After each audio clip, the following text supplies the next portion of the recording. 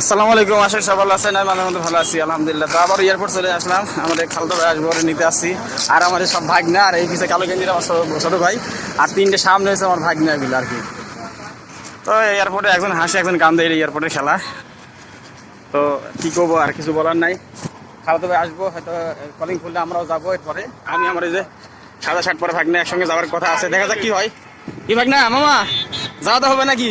ওকে ওকে। সে আবার ওই এয়ারপোর্টে চলে আসলাম। তো উপরের তলায় কান্দে, নিচতলায় হাসে, এটাই এয়ারপোর্টের খেলা। হ্যাঁ কি গো, সামনে দুটো আমার খালাতো বোন, তোর বড় ভাইরে নিতে আসছে, আসলে নিতে আসছে।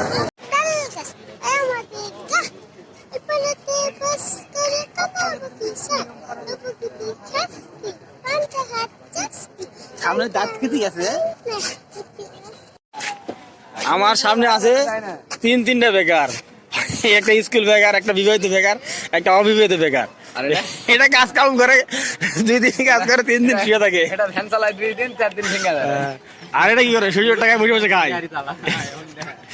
আল্লাহ দুঃখ রে।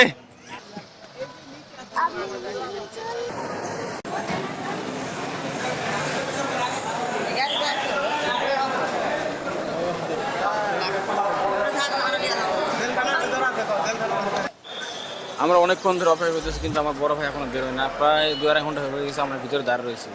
তো যাই হোক, অবশ্যই বেরোনোর সময় হয়ে গেছে, এখন বেরোয় আসবো। আমার বড় ভাই দেখা গেছে, আমার ছেলে দৌড় মেরে গেছে, আমার বড় ভাই গেছে।